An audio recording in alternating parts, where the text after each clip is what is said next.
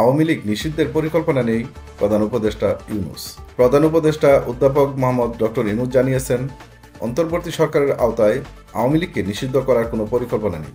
আজ বৃহস্পতিবার রাষ্ট্রীয় অতিথি ভবন যমুনায় ইন্টারন্যাশনাল ক্রাইসিস গ্রুপের আইসিজি প্রতিনিধি দলের সঙ্গে বৈঠকে তিনি কথা বলেন। বৈঠকে অধ্যাপক ইউনূস বলেন, অন্তর্বর্তী সরকার নির্ধারিত সময়ের মধ্যেই নির্বাচন সম্পূর্ণ করতে প্রতিশ্রুতিবদ্ধ।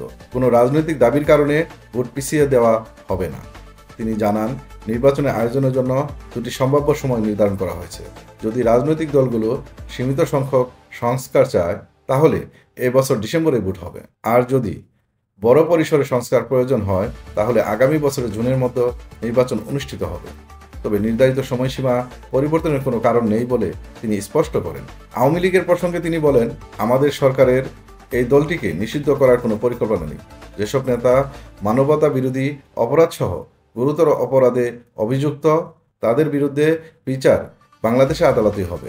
জাতিসংঘ তথ্য অনুসন্ধানী মিশনের প্রতিবেদনের ভিত্তিতে জুলাই অভ্যুত্থানের সময় সম্ভাব্য অপরাধের অভিযোগের কারণে আওয়ামী লীগ নেতাদের বিরুদ্ধে আন্তর্জাতিক অপরাধ আদালত আইসিসি হেগে মামলা করার বিষয়টি এখনও আলোচনা টেবিলে রয়েছে।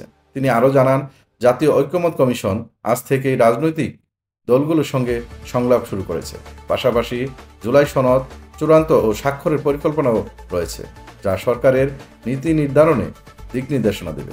আইসিজি প্রতিনিধি দল রোহিঙ্গা বিদ্রোহী নেতা আতাউল্লাহর গ্রেপ্তারকে সরকারের শান্তি ও স্থিতিশীলতা বজায় রাখার ইতিবাচক পদক্ষেপ হিসেবে প্রশংসা করেছে।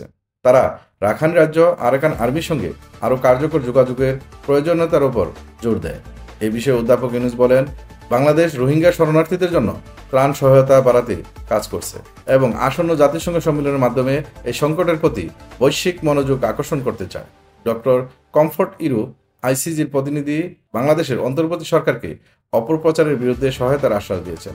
ভারতের সঙ্গে বাংলাদেশের সম্পর্ক প্রসঙ্গে অধ্যাপক ইউনূস বলেন, দেশটির সঙ্গে শক্তিশালী সম্পর্ক গড়ে তোলার আকাঙ্ক্ষা রয়েছে। তবে তিনি দুঃখ প্রকাশ করে উল্লেখ করেন, বাংলাদেশ বিরোধী অপপ্রচারের একটি বড় অংশ ভারতীয় গণমাধ্যম থেকে আসছে।